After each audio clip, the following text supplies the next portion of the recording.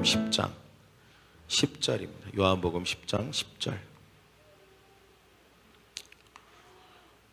우리 같이 한번 짧은 구절이니까 읽겠습니다. 시작. 도둑이 오는 것은 도둑질하고 죽이고 멸망시키려는 것뿐이요 내가 온 것은 양으로 생명을 얻게 하고 더 풍성히 얻게 하려는 것이다. 아멘. 기도하겠습니다. 사랑의 주님, 예수님이 이 세상에 오신 목적을 이해하고 예수님이 이 세상에 오셔서 우리에게 주려고 하는 것들을 다 받아 풍성한 생명 있는 삶을 살아가는 우리 되게 하여 주시옵소서. 오늘 말씀을 들을 때의 말씀이 이해되게 하시고 성령님 깨달아지게 하시고 내 개인적으로 임의적으로 말씀을 받는 게 아니라 주님이 주시고자 하는 그 말씀을 받아 우리의 삶이 변화되고 하나님의 축복을 받고 하나님의 뜻을 이루는 복된 인생 되게 하옵소서. 감사하며 예수님의 이름으로 기도합니다. 아멘. 네. 오늘 말씀 제목은 풍성한 삶입니다. 풍성한 삶. 저를 따라볼까요? 풍성한 삶. 네. 풍성한 삶. 제가 지난주 예배 끝나고 이렇게 기도를 다 해드렸죠. 네. 그리고 기도 제목을 이렇게 다 읽었습니다. 우리 애들 중에는 용돈을 10,000원을 올려주세요라고 하는 기도가 있었어요.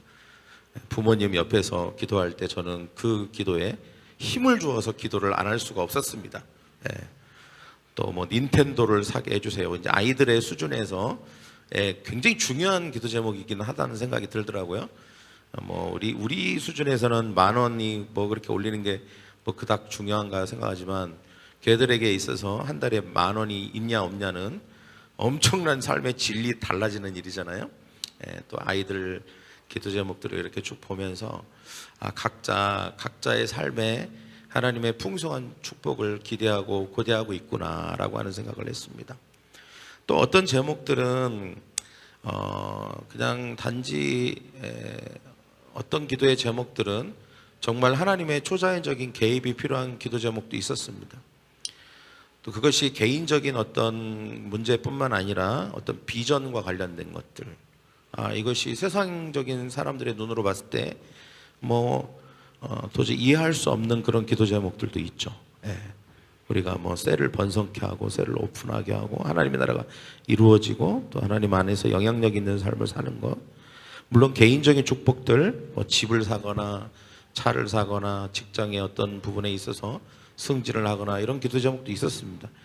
그러나 거기에만 국한된 게 아니라 정말 그 이상의 어떤 이 세상의 사람들이 구하는 복을 넘어선 하나님과의 교제, 또 하나님과의 만남, 또 하나님과의 더 깊어지는 어떤 삶, 이런 거에 대한 소원과 기도 제목들도 있고, 또 어떤 기도 제목은 정말 하나님이 특수하게 초자연적으로 기적을 일으켜 주셔야만 가능한 기도 제목도 있었습니다. 중요한 것은 그 모든 것이 우리의 삶을 풍성하게 한다는 것입니다. 할렐루야. 2023년도에는 하나님께서 우리의 삶을 풍성하게 하실 것입니다. 우리가 하나님 앞에 올려드린 기도의 제목들을 우리가 계속 붙들고 기도하면서 우리가 포기하지 않고 하나님의 약속의 말씀에 근거해서 성령님이 우리 가운데 도와주시면 반드시 그 초자연적인 기적과 같은 일들이 일어나서 우리의 삶이 풍성함으로 이렇게 이루어지는 그런 한 해가 될 것이라고 믿습니다. 예수님은 이 세상에 오신 목적을 오늘 말씀을 통해서 분명하게 밝히고 있습니다. 또 제자들에게도 그것을 말씀하셨고 지금 우리에게도 말씀하고 있는 것이죠. 무엇입니까? 풍성한 삶입니다. 풍성한 삶. 그래서 오늘 말씀처럼 생명을 얻게 해주겠다. 그리고 풍성한 삶을 얻게 해주겠다. 이렇게 주님이 말씀하십니다. 그리고 예수님은 그 일을 위해서 이 땅 가운데 오신 것이죠. 또 우리의 주님이 되신 것입니다. 당연히 예수님을 모르는 사람들은 이런 풍성한 삶을 얻을 수 없습니다. 왜냐하면 예수님을 통해서만 이 삶이 오기 때문입니다. 그러나 우리가 예수님을 안다 하더라도 또 예수님을 믿는다 하더라도 우리가 예수님을 알고 믿는다 하더라도 풍성한 삶을 얻거나 누리지 못한다면 그것은 우리 신앙생활에 어떤 커다란 문제가 있는 것입니다. 아쉬움이 있는 것이죠. 안타까움이 있는 것입니다. 어떻게 하면 우리가 예수님을 알고 예수님을 믿고 그리하면서 우리의 신앙생활과 영적 생활을 통해서 풍성한 삶을 누릴 수 있을까요? 오늘 우리는 세 가지를 기억하고 배워야 합니다. 첫째는 우리는 풍성한 삶을 살도록 부름을 받았다는 것을 믿어야 됩니다. 저를 따라해볼까요? 우리는 풍성한 삶을 살도록 부름을 받았음을 믿어야 합니다. 좀 길긴 하지만 여러분, 세상의 대부분의 사람들은 풍성한 삶을 살 수 있다는 것을 배우지 못했습니다. 또 어떤 사람들은 풍성한 삶에 대해서 들어보지도 못했고 아예 기대조차도 하지 않는 사람들도 많이 있죠. 그저 평범한 삶을 살거나 아니 그냥 생존을 위해서 살아가는 사람들도 있고, 그래서 그냥 생존만을 위해서 살다가 스트레스 받고 경쟁하다가 그저 그렇게 평범하거나 평범 이하의 삶으로 인생을 마치는 사람들도 있습니다. 그러나 오늘 예수님은 요한복음 10장 10절에서 도둑이 오는 것은 도둑질하고 죽이고 멸망시키려는 것뿐이요 내가 온 것은 영으로 생명을 얻게 하고 더 풍성히 얻게 하려는 것이다 라고 우리에게 말씀하셨습니다. 이 말씀은 모든 하나님의 부름을 받고 예수 그리스도를 믿는 사람들은 풍성한 삶으로 인도함을 받는다는 것입니다. 할렐루야. 그리고 풍성한 삶으로 부름 받았다는 뜻입니다. 예외가 없어요. 예수님을 믿고 하나님을 믿는 모든 신자들은 풍성한 삶으로 부름받은 자들인 줄 믿습니다. 할렐루야. 여기서 이 풍성이라는 것은 100%꽉 찬이라는 뜻이 있어요. 부족함이 없는, 결핍이 없는 이라고 하는 의미를 가지고 있습니다. 우리가 얻을 수 있는 최상의 삶을 살 수 있다는 것입니다. 그냥 예수 믿었더니 뭐 조금 좋아졌어요. 예수 믿었더니 조금 나아졌어요. 이 정도를 말하는 게 아닙니다. 예수 믿으니까 뭐 이런 게 좋네요, 이런 것 정도를 말하는 게 아니에요. 예수님이 우리에게 주시는 풍성함은 이전과는 절대로 비교 불가하고 비교조차 할 수 없는 차원이 완전히 다른 차원의 삶을 말하는 것입니다. 아주 초자연적이라는 의미가 여기에 내포되어 있어요. 우리의 삶에 그냥 자연적인 것이 아니라 완전히 그 자연을 뛰어넘는 삶을 우리에게 주시겠다는 것입니다. 여러분, 우리는 그 초자연적인 삶, 풍성한 삶으로 부름을 받았다, 거기에 초대됐다라고 하는 사실을 먼저 믿어야 됩니다. 이것을 믿지 못한다면 우리는 그 풍성한 삶의 문을 열고 들어갈 수 없는 것이죠. 여러분, 우리가 그 문을 열고 풍성한 삶으로 들어가기 위한 초입에 와 있다면 그것은 믿는 것입니다. 마음의 문을 열고 주님은 풍성한 삶으로 나를 초대하셨다, 나를 부르셨다, 나는 부름받은 사람이다, 풍성한 삶으로 완벽하게 차원이 다른 그런 삶으로 주님은 나를 초대하셨다, 나는 그 주인공이 될 것이다. 이것을 마음으로 먼저 믿는 저와 여러분이 되기를 축원합니다. 할렐루야. 이 세상에는 네 가지 종류의 사람들이 있습니다. 첫째는 방랑자죠. 이들은 그저 바람이 부는 대로 물 흐르는 대로 삽니다. 그리고 최소한의 일을 하고 그냥 그저 먹고 사는 최소한의 생존만을 위해서 살다가 그냥 인생을 그냥 끝내는 사람들이 있습니다. 퍼센트로 따지면 이 세상의 한 50%가 여기에 해당됩니다. 방랑자. 왜 태어난지도 잘 모르겠고 그냥 태어난 김에 산다. 그리고 살라니 먹고 일을 한다. 그냥 살다 보니 여기까지 왔다, 뭐 이런 생각들을 가지고 있는 그런 사람들이 그냥 물 흐르는 대로 분위기 따라 흐르다가 죽을 때 되면 그냥 죽는 이런 사람들이 50%가 그런 사람들입니다. 두 번째 종류의 사람은 추구자입니다. 추구자. 이들은 조금 그 방랑자들과 좀 달라요. 뭔가 그래도 목표를 세웁니다. 아이고, 집도 사고 차도 사고 연봉도 더 받고 애도 낳고 뭐 하면 평범한 일상적인 그냥 자연적인 사람들이 태어나면 누구나 그냥 어김없이 하게 되는 그런 목표들이 있죠. 그것들을 나름 세웁니다. 그런 목표를 이루기 위해서 또 노력도 하죠. 힘도 씁니다. 하지만 이 사람들이 다 그런 목표를 가지고 있다고 해서 다 목표를 이루는 것은 아닙니다. 대부분의 사람들은 목표를 이룰 수 없습니다. 이루지 못하게 됩니다. 왜냐하면 그 목표를 이루기까지 어떤 지혜가 필요하고 지식이 필요하고 전략이 필요하고 자원이 필요하고 기술이 필요하지만 그런 것들을 얻지 못하고 그런 것들이 없음으로 인해서 결국은 그 목표를 가지고 있고 그 평범한 행복을 추구하지만 그 평범한 행복조차도 갖지 못하고 결국은 인생을 마치게 되는 사람들이 많이 있습니다. 이런 사람들을 그냥 추구자라고 합니다. 추구자. 이 사람들은 세상 사람들 중에 약 30%가 여기에 속합니다. 그러므로 이 세상 사람들 가운데 약 80%, 방랑자 50%, 추구자 30%는 여기에 속하는 사람들입니다. 80%의 사람들이. 그리고 또 어떤 사람들이 있냐면 자연적 성취자들이 있습니다. 자연적 성취자들. 소위 말해서 조금 뛰어나 보이는 사람들이죠. 뛰어난 사람들. 나름대로 이들은 가능하다고 생각하는 목표들을 세웁니다. 그리고 그 목표를 향해서 매진합니다. 그리고 갈고 닦고 그리고 지혜와 지식 모든 것을 다 동원합니다. 전략도 세우고 기술도 연마합니다. 그래서 그 목표를 실제적으로 이루어내는 사람들입니다. 이런 사람들은 약 19.9%의 사람들이 여기에 속한다고 합니다. 보통 이런 사람들을 세상 말로 성공한 사람, 그랜저 타고 다니는 사람 뭐 이렇게 그 광고에 나오잖아요. 성공했네? 이렇게. 여튼 그래서 약간 이 세상 말로 성공했네 라고 하는 그런 세상적 기준을 가지고 성공했네 라고 하는 그런 말을 듣게 되는 사람들이 바로 여기에 속하는 사람들이죠. 근데 오늘 주님께서 우리에게 말씀하시는 풍성한 삶은 여기에서 그치는 삶이 아닙니다. 많은 사람들이 여기를 생각합니다. 세상에서 성공했네 라고 하는 그거면 되는 거 아닌가?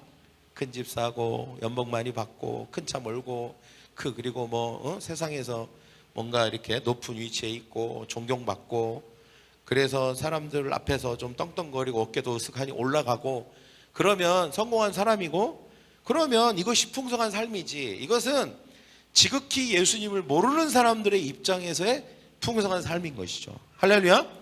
이것은 예수 몰라도 가능할 수 있습니다. 19.9%의 사람들이 다 예수 믿는 사람들이 아니에요. 성취자들이 다 예수 믿는 사람이 아닙니다. 예수 안 믿는 사람들 중에도 이런 성취를 이루는 사람들이 있습니다. 이것은 주님이 오늘 우리에게 오셔서 더 생명을 얻고 더 풍성히 얻게 하겠다라고 하는 그 풍성한 삶을 말하는 게 아닙니다. 이것은 여기에서 주님이 우리에게 풍성한 삶이라고 하는 것은 자연적 이런 성취자들이 아니에요. 어떤 것입니까? 네 번째 부류에 속하는 사람들입니다. 초자연적 성취자입니다. 저를 따라서 초자연적 성취자. 이들은 다른 사람들이 가질 수도 이룰 수도 없는 초자연적인 목표들이 있습니다.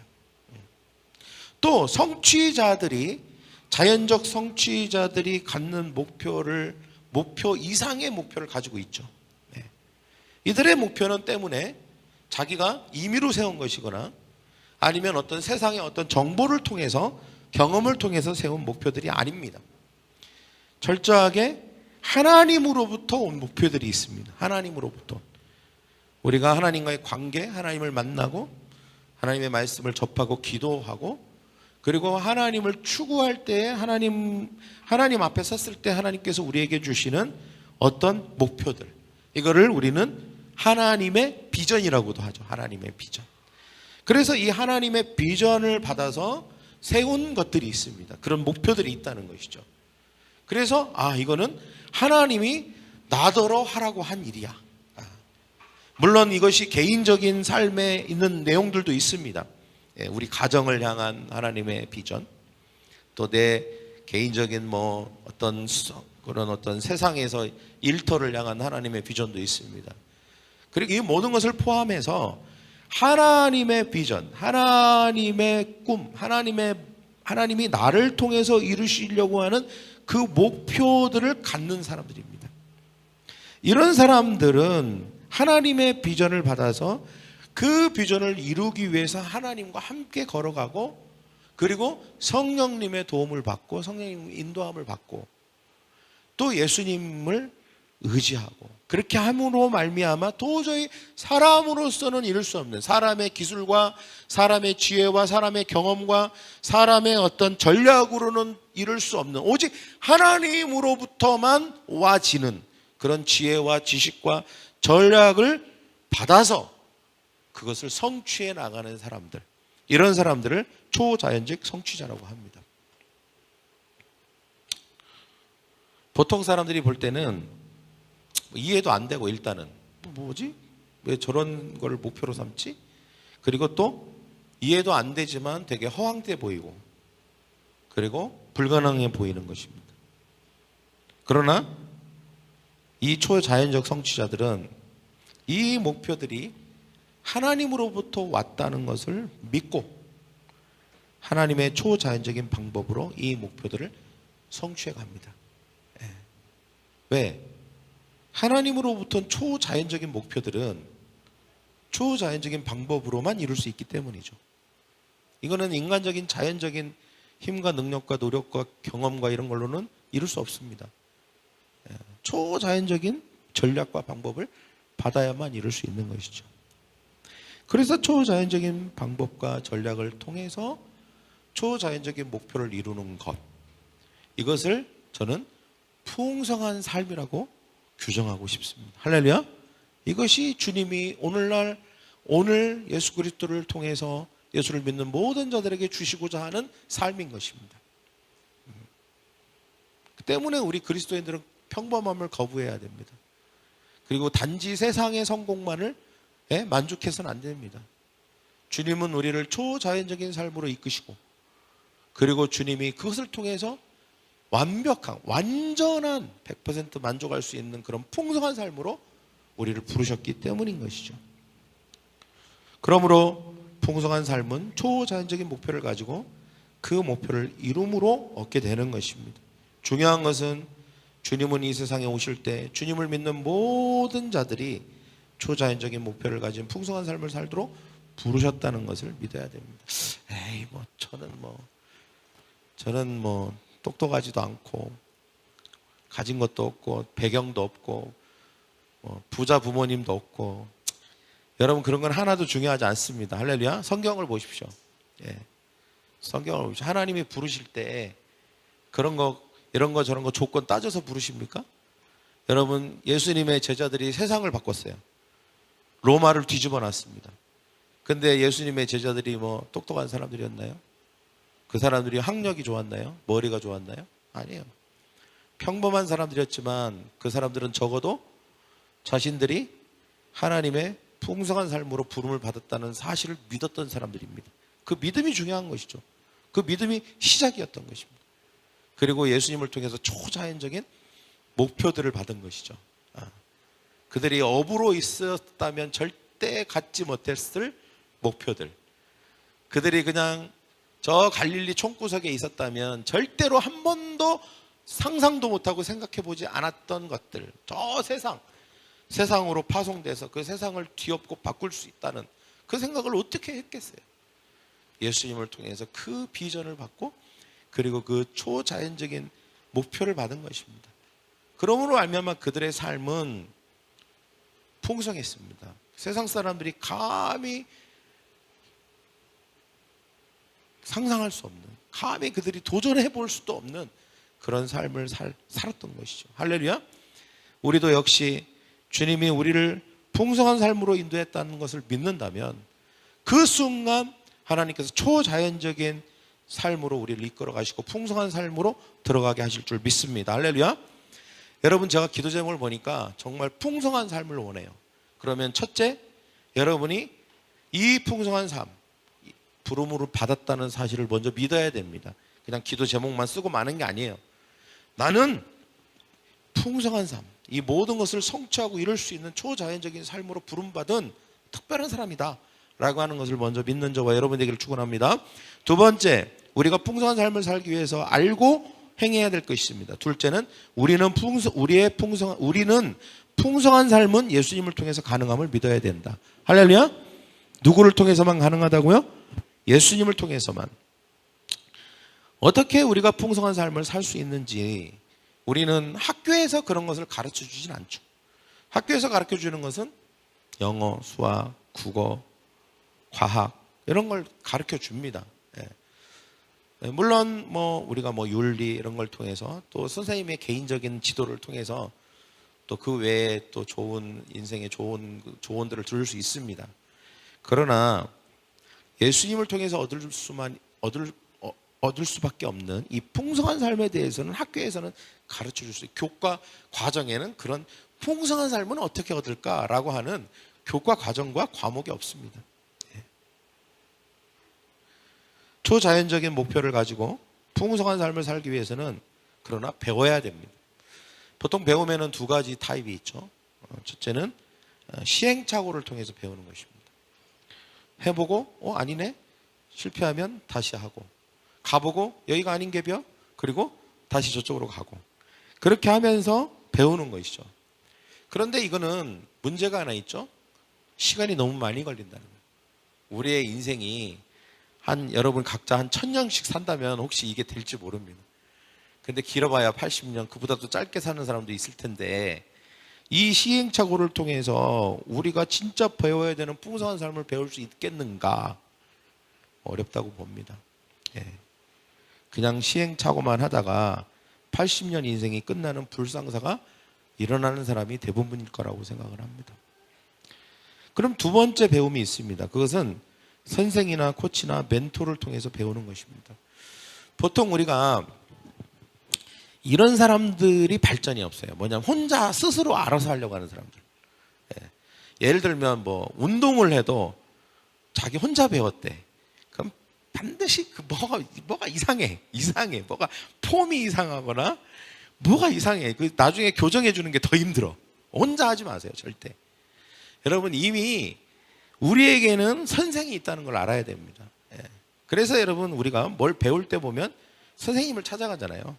학교를 가는 이유도 그거고, 레슨을 받는 이유도 그래요. 우리가 뭐 악기를 하거나 운동을 하거나 뭘 할 때 왜 선생님을 찾아가겠어요? 왜 그 분야에서 뭔가 잘하는 사람을 왜 찾아가겠어요? 시행착오를 줄이고 시간을 아끼기 위해서 찾아가는 것입니다. 안 그러면 혼자 하면 그만큼 많은 시행착오가 있어요. 또 혼자 막 그렇게 하는 사람들이 있어요. 되게 자기 스스로는 만족을 하죠. 그러나 결국은 쓸데없는 시간 낭비예요. 그 쓸데없는 짓 하는 거예요. 나중에 결국은 다 바꿔야 돼요. 다. 그래서 여러분, 우리가 시행착오를 줄이고 시간을 아끼기 위해서는 좋은 선생님이나 좋은 멘토나 코치를 통해서 배우는 것입니다. 이 세상에서 우리가 풍성한 삶이라는 만약에 과목이 있다고 칩시다. 이 풍성한 삶에 있어서 가장 좋은 선생님은 누굴까요? 풍성한 삶을 사는 데 있어서 우리는 누구에게 가서 배워야 됩니까? 네? 예수님에게 가서 배워야죠. 예수님이 가장 좋은 선생님, 유일한 선생님이에요. 왜냐? 분명히 오늘 말씀하셨잖아요.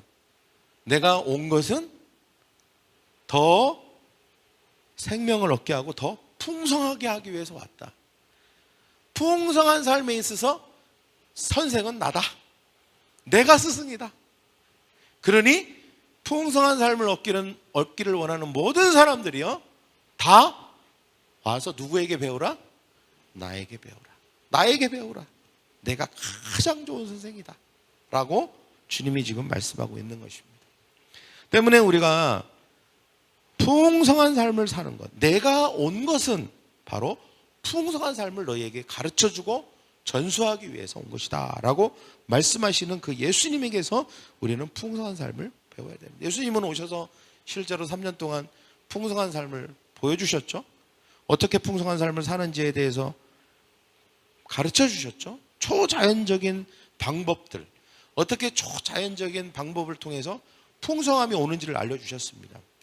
예수님은 병든 자를 놓고 가셔서 초자연적인 방법, 초자연적인 역사가 임하도록 초자연적인 방법으로 기도하셨습니다. 손을 얹고 기도하셨어요. 그리고 초자연적인 방법으로, 그 당시에 의사들이나 그 세상 사람들은 민간요법과 여러 가지 방법으로 사람들의 병을 고치려고 했지만 예수님은 그렇게 하지 않았습니다. 말로 어떻게 선포했어요. 네가 볼지어다, 네가 나을지어다. 초자연적인 거죠. 이건 자연적인 방법이 아니에요. 이거는 일반적이고 상식적인 방법이 아니에요. 전혀 한 번도 들어보지 아니한 완전히 새로운 차원의 방법을 사용하셨습니다. 제자들이 그 옆에서 뭘 봤을까요? 풍성한 삶은 이런 초자연적인 방법을 통해서 오는구나. 문제가 해결되고 질병이 건강함으로 바뀌게 되고 가난이 하나님의 풍성함을 얻게 되고, 그리고 모든 귀신이 떠나가고, 이런 하나님의 나라, 하나님의 나라의 그것을 대표한다면 그게 풍성한 삶이죠. 하나님의 나라, 그 풍성한 삶이 임하는 것을 제자들은 눈으로 직접 봤어요. 그리고 예수님은 그것을 보여주시고, 일로 와라 일로 와라, 제자들에게 그 특별한 비밀을 가르쳐 주시고, 그리고 제자들을 보고 한번 해보라고 하시고, 그렇게 하셨습니다.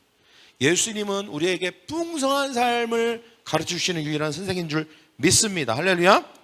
그래서 예수님을 통해서만 배울 수 있는 것입니다. 예수님을 통해서만. 그리고 풍성한 삶은 예수 그리스도를 통해서 가능한 줄 믿으시는 저와 여러분이 되기를 간절히 축원합니다. 여러분, 풍성한 삶은 노력한다고, 연구한다고, 개발한다고 주어지는 게 아닙니다. 열심히 막 잠도 안 자고 그냥 막, 이것은 풍성한 삶하고 상관없습니다. 어쩌면 이 세상적 성공을 이룰 수 있어요. 그러나 진짜 주님이 우리에게 주시려고 하는 풍성한 삶은 그렇게 해서 얻어지는 게 아닙니다. 예수님을 닮고, 예수님을 의지하고, 예수님처럼 하고, 예수님처럼 살고 배울 때, 그 예수님이 보내신 예수의 영인 성령님과 함께 살아갈 때, 그때 풍성한 삶이 임하는 줄 믿습니다. 여러분, 어떤 목표는 우리가 가려고 하는 도착지와 같습니다. 우리가 인생에 목표를 세우게 되면 그 목표는 마치 도착지와 같아요. 근데 목표가 크거나 불가능한 목표일수록 그 도착지가 눈에 잘 보이지 않습니다. 멀리 보입니다. 그 목표가 작고 쉬운 거일수록 그 도착지가 아주 가깝게 보입니다. 그죠? 예를 들면 우리가 서울에서 부산을 간다고 한번 세워봅시다. 서울에서 나는 부산을 가는 게 목표야 라고 한다면, 아까 얘기했듯이 방랑자들은 목적지를 가려고 할 때, 부산을 가려고 할 때 구두나 하이힐을 신고 걸어가려고 하는 것과 같습니다. 방랑자들은 기술도 없고 전략도 없고 열정도 없어요. 그냥 어떻게 갈까? 이렇게 생각을 해. 근데 준비된 건 하나도 없어. 방랑자들은 하이힐 신고 가겠다는 거예요. 얼마나 가겠어요? 몇 미터 가지도 못하고 포기하겠죠. 이게 방랑자들입니다. 추구자들은 뭐냐? 추구자들은요, 일단은 한번 해보려고 해요. 막 이것저것 주섬주섬 준비를 합니다. 근데 뭘 준비하냐면, 막 스파이크 있잖아요. 왜 100m 육상 선수들이 신는 스파이크화라는 게 있어요. 단거리 선수용. 저도 단거리 육상 선수였다는 거 오늘 모르시는 분들은 깜짝 놀라시겠네. 저거 100m, 200m 선수였어요. 중학교 때. 그리고 나중에 중학교 3학년 때 넓이뛰기로 바꿔갖고 제가 전국 대회 도 대표로 나간 적이 있습니다. 아는 사람들만 아는. 여튼 그런데 추구자들은 뭐냐? 이 스파이크가 달린 운동화. 이것은 단거리를 뛰기 위해서 신는 운동화죠. 그래서 이런 분들은 뭔가 이루고 싶은 열망은 커. 근데 금방 포기해.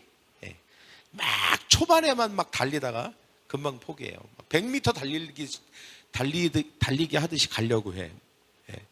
그래서 쉽게 지치고 포기합니다. 전속력으로 100m를 달렸는데 그 이상은 갈 수가 없어. 그래서 부산까지 가야 되는데 100m, 200m만 달리고 그냥 모르겠다, 끝, 이렇게 하는 사람들이 추구자들의 특징입니다. 자연적 성취자들, 아까 얘기한 19.9%의 사람들은 장거리 경주용 운동화를 신고 가려고 합니다. 그래서 평상시 준비를 잘 해요. 이것저것 잘 준비하고, 운동화도 잘 준비하고, 체력도 준비하고, 먹을 것도 좀 싸놓고, 그러면서 페이스를 맞춰가면서 갑니다. 이렇게 가요. 나름 전략도 세워요. 가다가 지치면 자고 가기도 하고, 그리고 길도 미리미리 다 봐놓고, 그러면서 가요. 그래서 막 오랫동안 수고합니다. 수고해요. 막 힘들어 쓰러져 죽을 것 같지만 또 막 참아내면서 가요. 인내해요. 막 자기 인내합니다. 노력해요. 그리고 결국은 그 끝에 가서 한 뭐 어떤 사람은 80박 90일 만에 뭐 도착을 하든, 어떤 사람들은 한 달 만에 도착을 하든, 결국은 하여튼 오랜 시간이 걸리지만 겨우겨우 거기에 도착하고 나름대로의 성취감을 맛봅니다. 이런 사람들이 자연적 성취자들입니다. 그러나 이들이 세운 목표는 모든 사람들이 가지고 있는 그런 그 목표인 거죠. 그 목표. 그러나 초자연적 성취자들은 부산까지 간다고 했을 때 어떻게 가냐? 비행기를 타고 갑니다. 뭘 타고 간다고요? 비행기를 타고 가요. 비행기를. 1시간밖에 안 걸립니다. 그리고 쉽게 갑니다. 힘도 들이지 않아요. 쉽게 갑니다. 예수님을 우리가 초자연적인 성취를 이루고 풍성한 삶을 살도록 도와주시는 선생님이라고 한다면 예수님은 우리의 비행기와 같은 분이십니다. 할렐루야. 그래서 예수님께 배워야 되고 예수님을 통해서만이 풍성한 삶을 이룰 수 있다는 사실을 믿어야 됩니다. 그리고 실질적으로 예수님께 배워야 하는 것이죠. 예수님께 도움을 받아야 되는 것입니다. 우리의 노력과 힘이 아닙니다. 예수님이 하신 일들을 믿어야 됩니다. 십자가에서 이루신 성과와 그 승리를 믿어야 됩니다. 예수님이 죽으시고 부활하셔서 죽음의 문제도 해결하시고 죄의 문제도 해결하시고 인생의 모든 문제를 해결하시고 우리의 소원을 이루실 수 있는 분임을 믿어야 합니다. 우리가 믿을 때 비행기를 타는 것과 같은 것입니다. 할렐루야. 초자연적인 그런 일들이 우리의 삶에 일어나고 풍성한 삶이 우리의 삶에 실제로 일어나게 되는 것이죠. 이사야서 40장 30절과 31절 말씀에 보면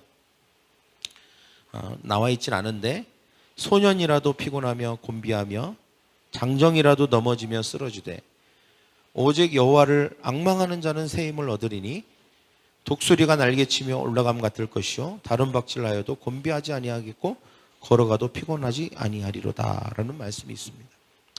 이사야가 이 예언을 할 때만 해도 이스라엘 백성들은 하나님 앞에 죄를 짓고 결국 다른 나라에 점령이 돼서 대부분의 사람들이 포로로 끌려갔습니다. 바벨론이라고 하는 곳에 다 포로로 끌려가게 됐어요.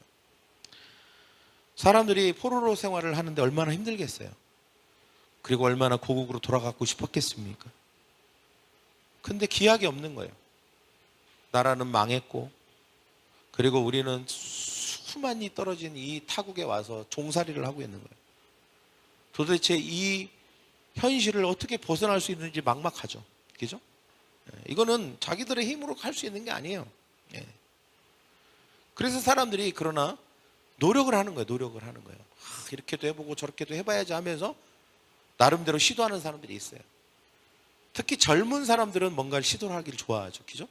여기 성경에 보니까 소년이라도, 성경에는 보통 젊은 청년들을 소년이라고 표현합니다. 소년이라도, 이 소년들이 뭘 했겠어요? 그들이 그냥 그 바벨론 포로로 수긍하면서 그냥 평생을 우리는 이게 운명이야 라고 하고 싶지 않은 거죠. 그들 안에는 그런 게 없는 거예요. 그래서 그들이 우리가 이렇게 살 수는 없다. 막 청년들을 모아요. 야, 탈출하자. 돌아가자. 우리가 여기 도망가야 돼. 그러면서 뭐 그걸 계획하고 막 실제로 탈출을 시도합니다. 근데 되나요? 그게? 되냐고요. 그래서 오늘 성경에 뭐라고 하죠? 소년이라도 피곤하며 곤비하며 가다가 열정은 있어요. 가고 싶은 마음은 너무 강해. 근데 가다가 지치는 거예요. 걸어가는 거예요. 근데 지치는 거예요. 피곤한 거예요. 그리고 붙잡히는 거예요. 그래갖고 모든 노력과 수고가 다 수포로 돌아가는 것입니다. 그런 모습을 보면서 어른들이 또 어떤 마음을 갖겠어요? 쟤네들도 저렇게 고국으로 돌아가려고 이 운명을 바꿔보려고 노력을 하는데 우리도 가만히 있을 수 없지. 그러면서 막 어른들이 모여갖고 야, 우리도 이 해방을 얻자. 어떻게든지 간에 너네 정치적으로 좀 힘을 써봐라. 로비도 좀 해봐라. 그리고 무슨 방법을 좀 써봐라. 그러면서 막 나름대로 많이 우리나라가 일제에 있을 때 독립운동 한 것처럼 그렇게 얼마나 독립운동을 했겠어요. 근데 그게 되냐고요. 오늘 성경에 뭐라고 했습니까? 장정이라도 넘어지며 쓰러지되. 장정이라도 넘어지며 쓰러지되. 뭐 출발을 하고 가보기도 하고 실제로 고국으로 돌아가기 위해서 그런 여정을 떠난 사람들도 있었겠죠. 근데 가다가 다 지쳐서 쓰러져 죽은 것입니다. 안 되는 거예요. 안 되는 거예요. 안 되는 거예요. 그들의 힘으로는 도저히 바벨론부터 벗어날 수 없는 거예요. 그거를 지금 이사야가 여기다 이렇게 쓰고 있는 거예요. 소년이라도 넘어지며 쓰러지고 소년이라도 피곤하며 곤비하며 장정이라도 넘어지며 쓰러지되.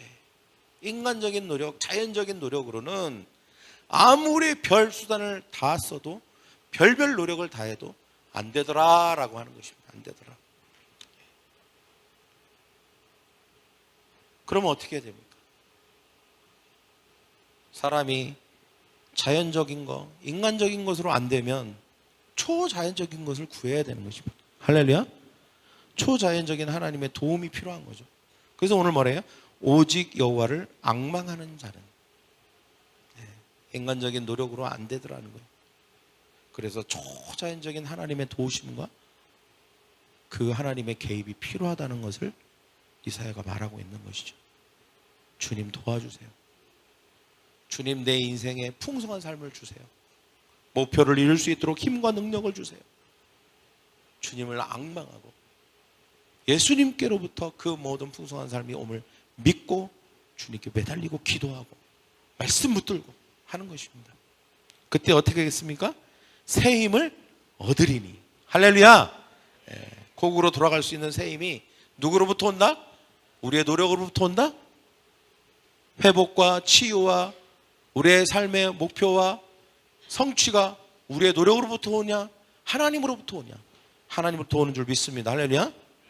그래서 그들에게 필요했던 게 뭐예요? 선지자들이 그래서 얘기하는 거예요. 얘들, 소년들아, 하지 마라. 하지 마라. 지금 이게 노력한다고 되는 문제가 아니다. 장정들아, 너희들의 목숨을 아껴라. 너희들이 그렇게 한다고 그 문제가 해결되지 않는다. 하나님의 때가 있다. 하나님의 때는 70년으로 정해져 있다. 할렐루야. 그때 전까지는 그저 겸손하게 기다리면서 하나님의 때를 구하고 하나님이 주시는 힘을 받아라. 초자연적인 일이 일어날 것이다. 그러니 너희들은 그저 하나님을 신뢰하고 하나님을 믿어라. 예배해라. 하나님과의 관계를 깊게 해라. 그때를 기다리면서. 예언자들이 그 얘기를, 선지자들이 그 얘기를 한 거예요. 지금 이사야가 그 얘기를 하고 있는 거예요. 하나님의 때가 있다. 때가 있다. 그러니 그 때를 기다리고 하나님의 방법으로 그 일이 이루어지기를 기다려라. 믿음으로. 실제로 70년이 되었을 때 바사라는 왕국이 일어나서 바벨론을 멸망시킵니다. 그리고 바사에 고레스라고 하는 왕이 있는데 그 왕이 하나님의 감동을 받아요. 그래서 갑자기 일어나더니 이스라엘 사람들아 본국으로 돌아가라. 가면서 필요한 거 있으면 내가 다 줄게. 그냥 마치 무슨 기적과 같이 그냥 쉽게 그 일이 일어난 거예요. 그전에는 그렇게 하려고 했는데 안 되고 죽기만 하고 노력만 해도 안 되더니 하나님이 아시니까 일이 쉽게 되더라는 것입니다. 할렐루야. 그래서 여러분, 우리가 우리의 삶의 풍성한 삶은 오직 예수 그리스도를 통해서 옴을 믿는 저와 여러분이 되기를 간절히 축원합니다. 할렐루야. 초자연적인 것을 기대하십시오. 그리고 주님을 믿으십시오. 그리고 기다리십시오. 믿음으로 기다리십시오. 그리고 여러분이 할 수 있는 노력은 믿음의 노력. 말씀 붙들고 기도하고 성령을 의지하고 예수님께 바라고 주님이 이루신 일들을 믿고 그것을 적용하고 보혈을 바르고 하는 일들에 집중하십시오. 하나님과의 관계에 집중하십시오. 여러분의 삶의 풍성한 삶 자체가 목적이 아닙니다. 하나님과의 관계가 더 중요합니다. 할렐루야. 그 일이 되면 여러분의 삶에 풍성한 삶이라는 초자연적인 역사는 일어날 줄 믿습니다. 할렐루야. 그래서 여러분은 우리가 깨달아야 됩니다. 풍성한 삶은 우리의 노력으로 할 수 있는 게 아니다. 풍성한 삶은 하나님의 방법으로만 가능함을 믿어야 한다라고 하는 것을 믿는 저와 여러분이 되기를 간절히 축원합니다. 세 번째는 우리는 지금 예수님 안에서 풍성한 삶을 살아야 됩니다. 여기서 중요한 게 지금이라는 단어입니다. 요한복음 10장 10절 같이 읽겠습니다. 시작. 도둑이 오는 것은 도둑질하고 죽이고 멸망시키려는 것뿐이요 내가 온 것은 양으로 생명을 얻게 하고 더 풍성히 얻게 하라는 것이다. 이런 사람들이 있어요. 하루하루 너무 힘들고 그냥 찌들리고 죄에 눌리고 그런 삶을 살다가 나중에 천국 가서 주님이 나에게 주시는 그 풍성함을 그때 가서 누리면 되지요 뭐 이렇게 생각하는 사람이 있습니다. 완전 잘못된 생각입니다. 예수님이 생명을 얻게 하고 더 풍성하게 하기 위해서 예수님이 이 땅에 오셨다라고 하는 것이 단지 이 땅에서는 그냥 지질이 고생으로 살다가 그냥 죽지 못해 그냥 살다가 저 천국만 가면 땡 하는 걸로 말씀하신 것이냐? 절대 그렇지 않습니다. 물론 저 천국에 가면 완전한 풍성한 삶이 우리에게 예비되어 있는 줄 믿습니다. 할렐루야. 물론 그것도 기대해야 됩니다. 고대해야 돼요. 저 영원한 생명이 있고 영원한 천국을 고대하고 기대하며 살아야 됩니다. 그러나 예수님이 말씀하신 것은 그것만을 말씀하신 건 아닙니다. 이것도 말씀하신 것이죠. 여기에서도 우리는 풍성한 삶을 살 수 있음에 대해서 말씀하고 있는 것입니다. 할렐루야. 지금 먼 미래의 일이 아닙니다. 먼 훗날에 일어날 일이 아닙니다. 풍성한 삶이. 우리의 풍성한 삶은 지금 여기에서부터 일어나야 되는 줄 믿습니다. 할렐루야. 그 예수님이 내가 온 것은 너희가 생명을 얻고, 생명은 나중에 얻는 게 아니에요.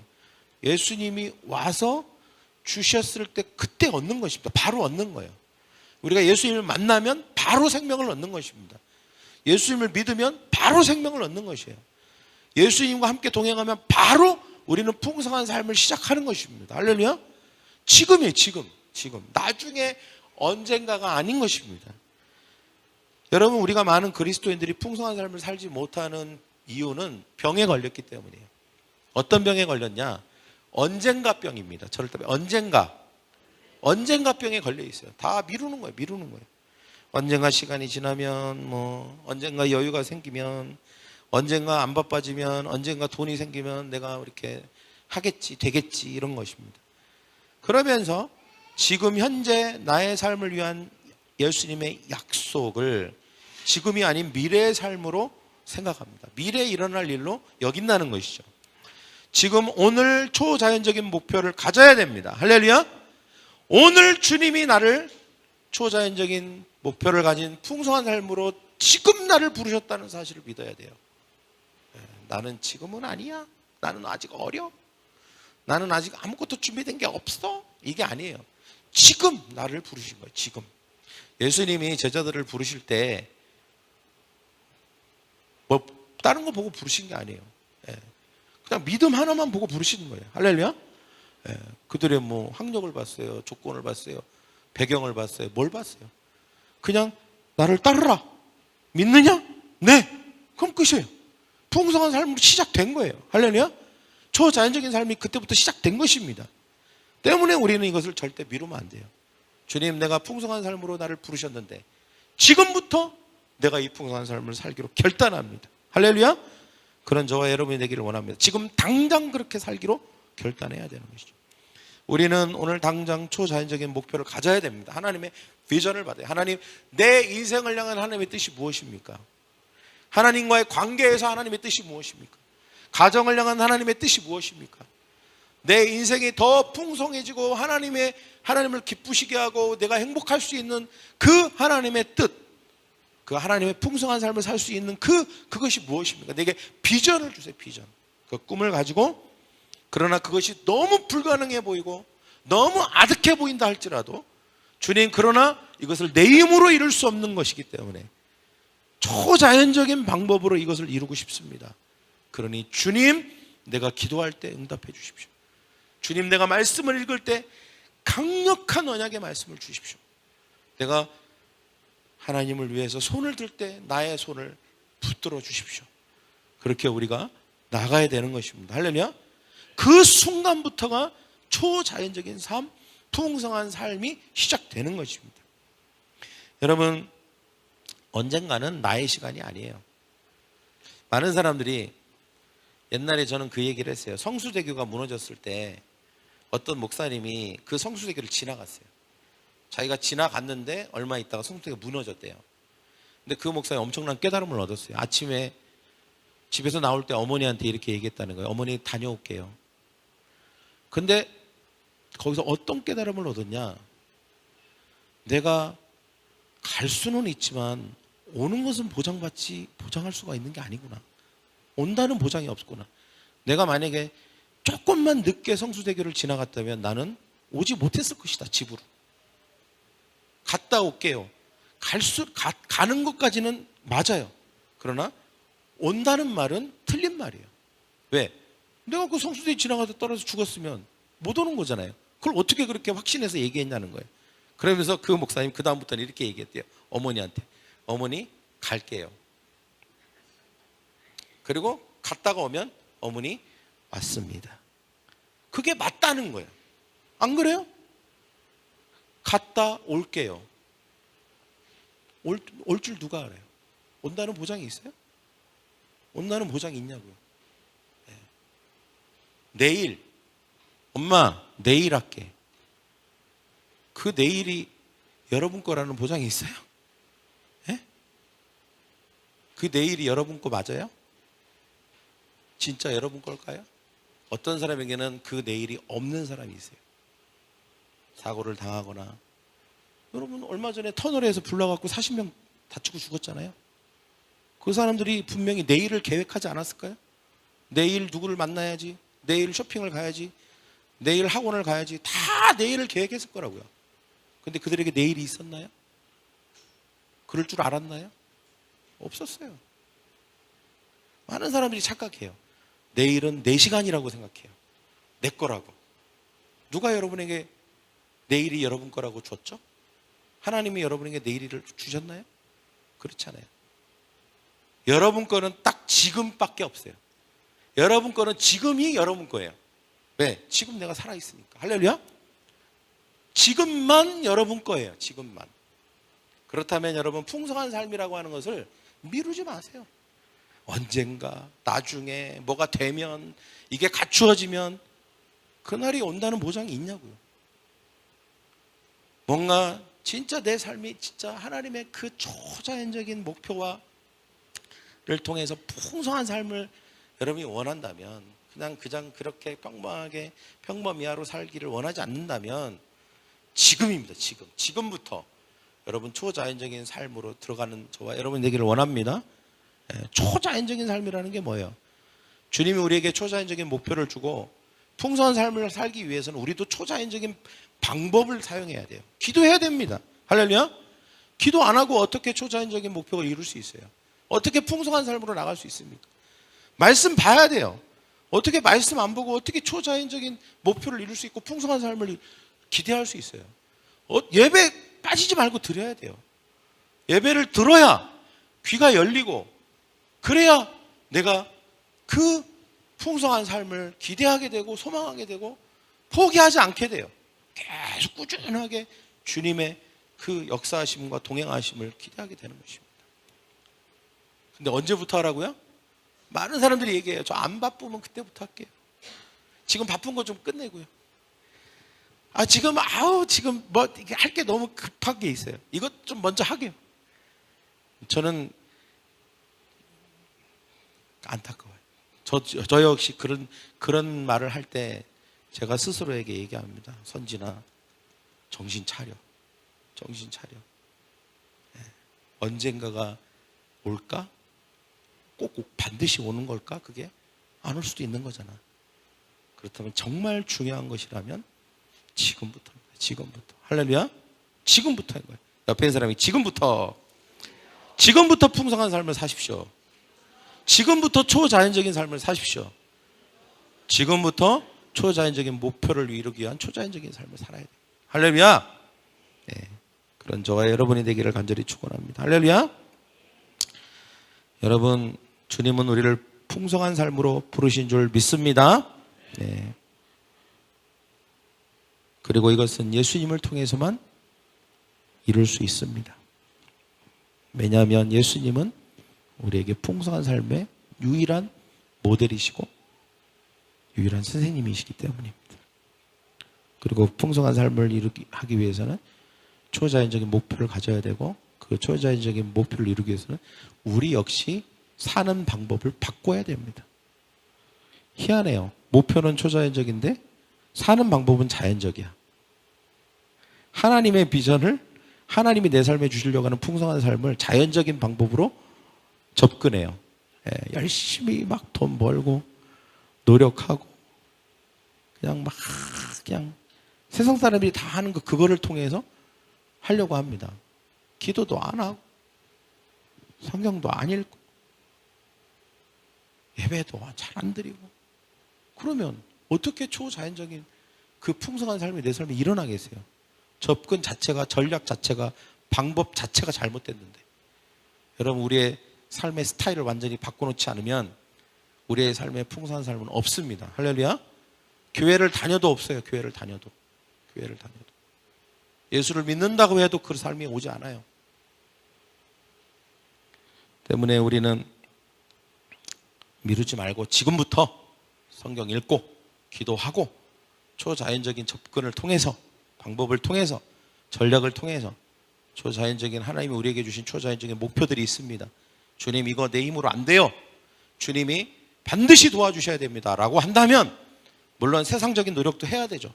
그러나 그것만 갖고 안 된다는 것입니다. 하나님이 우리에게 가르쳐 주신 방법들 예수님이 우리에게 사용했던 방법들을 배워서 동일하게 우리가 함으로 그것을 이루는 그래서 풍성한 삶을 사는 저와 여러분이 되기를 축원합니다. 할렐루야. 제가 이번 주에 오늘 말씀과 좀 관련이 있어서 소개하고 싶은 것은 이번 주에 제가 우리 교회가 후원하는 오랜 친구이긴 하지만 후원은 올해부터 했어요. 케냐에 선교사님 한 분이 있습니다. 우리가 통가도 후원하고 있고 그 다음에 말레이시아 선교사님도 후원하고 있습니다. 우리가 세 분의 선교사님을 후원하고 있는 거 아시죠? 근데 우리가 자주 언급은 안 했지만 케냐에 있는 선교사님이 있어요. 이번에 이제 한번 여름에 한번 와서 저가 부부끼리 잠깐 만났습니다. 이 선교사님이 교회를 꽤 많이 개척을 했어요. 케냐에서. 근데 이 선교사님 내가 사실은 친구지만 자세한 얘기는 못 들었는데 이번에 자세한 얘기를 좀 들었어요. 근데 제가 눈물이 좀 짠하더라고요. 왜냐하면 이 친구가 이제 진짜 친한 그러니까 친구예요, 친구. 근데 아프리카에서 저는 이제 선교사님들이 요즘은 선교사님들이 그렇게 막 그 찐고생이라고 하는 옛날하고 좀 다르게 그렇게는 안 한다고 저는 생각하고 있었는데 이 친구 얘기 들어보니까 완전히 진짜 그냥 엄청 그 진짜 완전히 영혼을 사랑하는 게 느껴지더라고요. 그러니까 교회를 개척할 때 아예 교회가 없고 예수를 안 믿는 마을로 들어가서 거기서 몇 달이고 텐트를 치고 거기서 생활하면서 교회를 개척하더라고요. 그러니까 이게 아프리카에서 아무것도 없는 데서 텐트를 치고 거기서 생활을 하면서 하는 게 굉장히 어렵거든요. 근데 요즘 저는 그런 식으로 사용하는 선교사님들 얘기를 근간에 잘 못 들어봤는데 내 친구가 그렇게 하고 있더라고요. 그 선교사님이. 그래서 대단하다 그랬더니 그런 거 대단하지 않대. 자기가 하나님 앞에 받은 은혜에 비하면 아무것도 아니래. 근데 요즘 힘든 게 뭐냐면 나이가 들었더니 체력이 안 된대. 나이가 들었더니 젊을 때는 괜찮았대요. 내 나이가 자꾸 드니까 이제 체력이 안 된대. 체력이 몸이 아프대. 그래서 이걸 언제까지 할 수 있을지 모르겠지만 자기가 한다고 하는데 이번 주에 이제 중보기도 요청이 왔어요. 그게 뭐냐면 자기가 두 번째로 개척한 케냐의 소노마 지역이라는 곳이 있답니다. 소노마. 근데 이 소노마 지역에 그 보통 우리 그 복음을 전하고 가장 먼저 해주는 게 뭐냐면 우물을 파주는 거예요. 우물을. 물이 없으면 아무것도 안 돼요.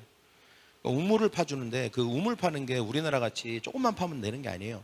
200m, 300m를 파야 물이 나올까 말까 합니다. 그것도 여러 개를 파서 안 될 수도 있어요. 근데 소노마 지역의 우물을 오래전에 두 번째 개척지니까 팠는데 우물이 말라버린 거예요.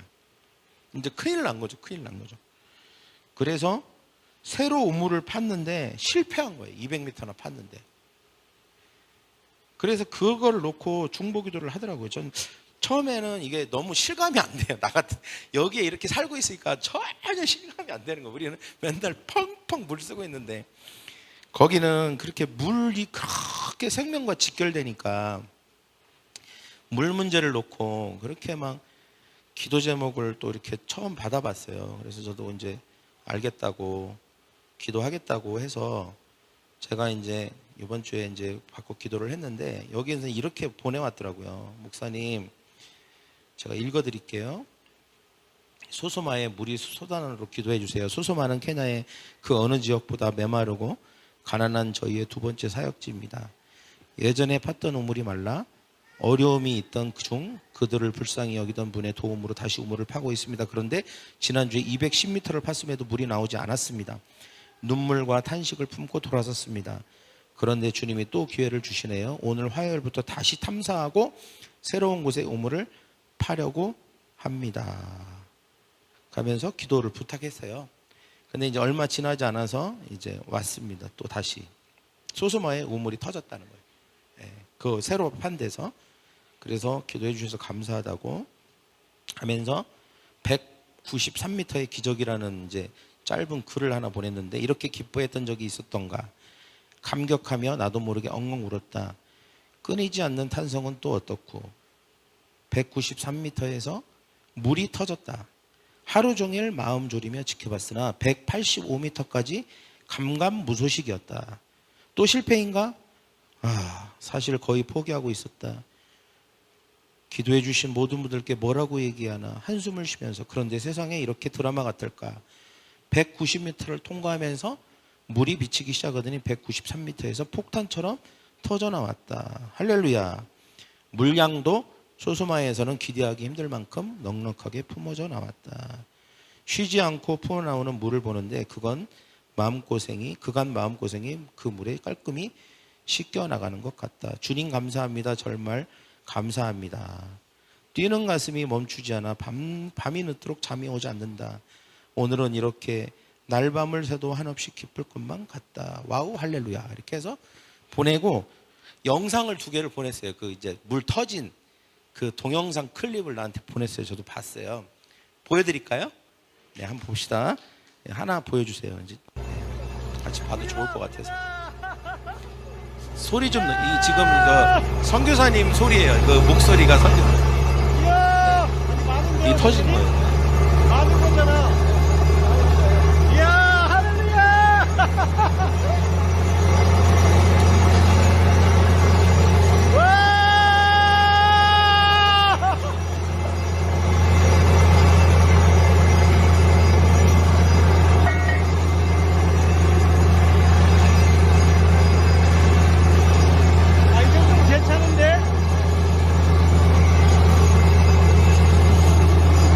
여기 아프리카 분들입니다. 네, 됐습니다. 네. 지금 막 터졌을 때 찍은 것 같아요.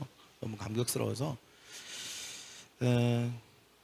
사실 제가 뭐 멀리 떨어져 있으니까 뭐 얘기해줘야 알고 이런 거 보내줘야 제가 알고 그럽니다. 근데 이제 우리가 기도하는 선교사님이고 우리가 이번 연도부터 후원을 해요. 1년 후원했습니다.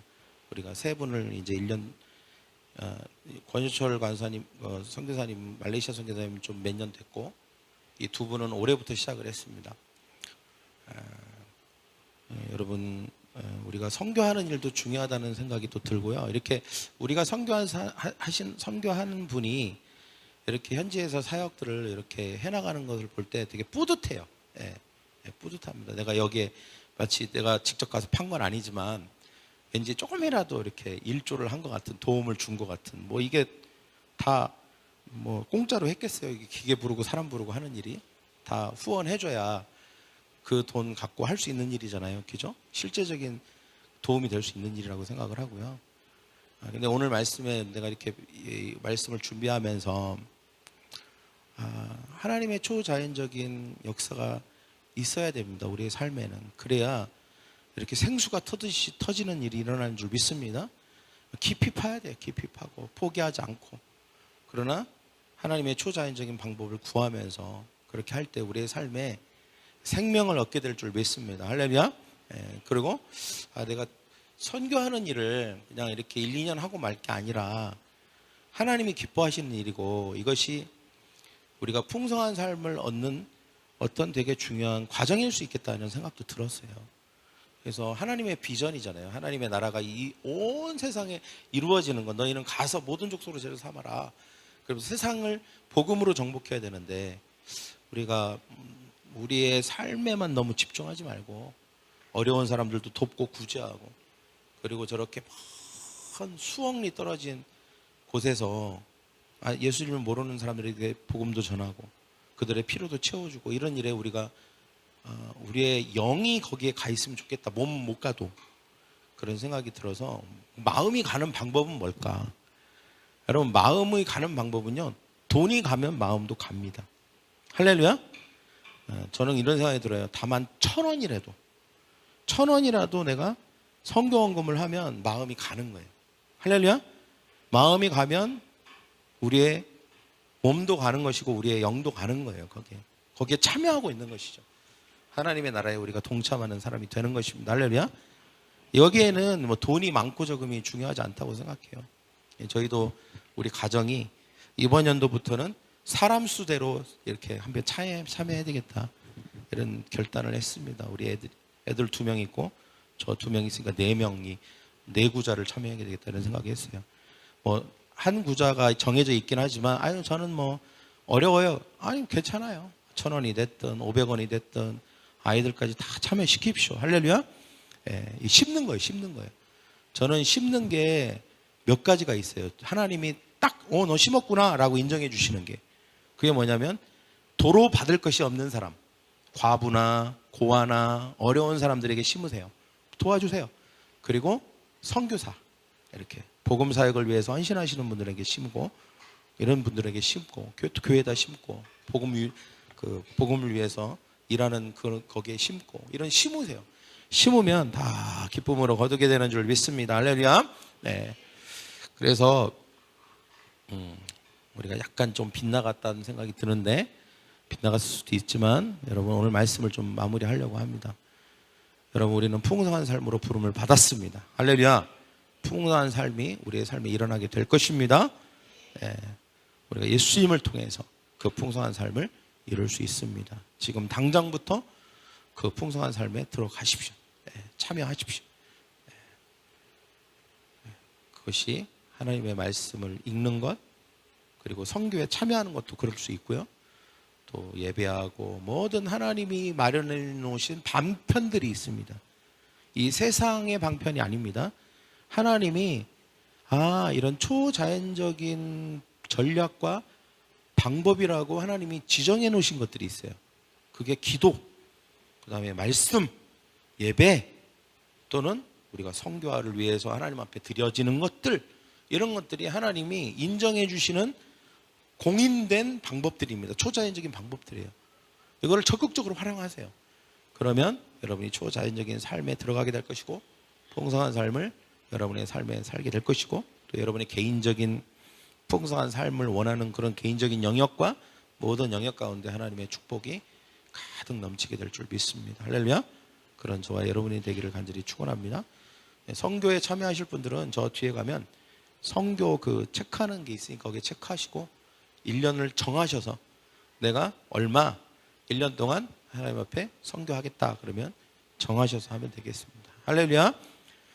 한번 기회가 있으면 이 선교사님을 우리 교회로 한번 모셔서 자세한 얘기도 한번 듣고 하면 좋을 것 같습니다. 아니면 더 기회가 좋으면 케냐로 한번 갑시다. 할렐루야. 가서 기린도 보고 얼룩말도 보고 코끼리도 보고 아프리카 분들도 보고 하면 좋을 것 같아요. 옆에 있는 사람에게 얘기합시다. 당신은 풍성한 삶으로 부름을 받았습니다. 당신은 풍성한 삶을 살 수 있습니다. 저와 여러분이 되기를 간절히 축원합니다. 기도하겠습니다. 사랑의 주님, 이 시간 우리에게 풍성한 삶을 허락하여 주심을 감사합니다. 시작되었습니다. 우리가 부름을 받았습니다. 초대되었습니다. 우리는 평범한 삶을 살 수 없는 존재입니다. 예수님이 우리에게 그 모든 것을 가르쳐 주시고 그 모든 것을 허락해 주십니다. 지금 당장 그 풍성한 삶으로 들어가고 시작하는 그 누리는 우리 모두 되게 하여 주시옵소서. 감사하며 예수님의 이름으로 기도합니다. 아멘. 아멘. 자, 우리는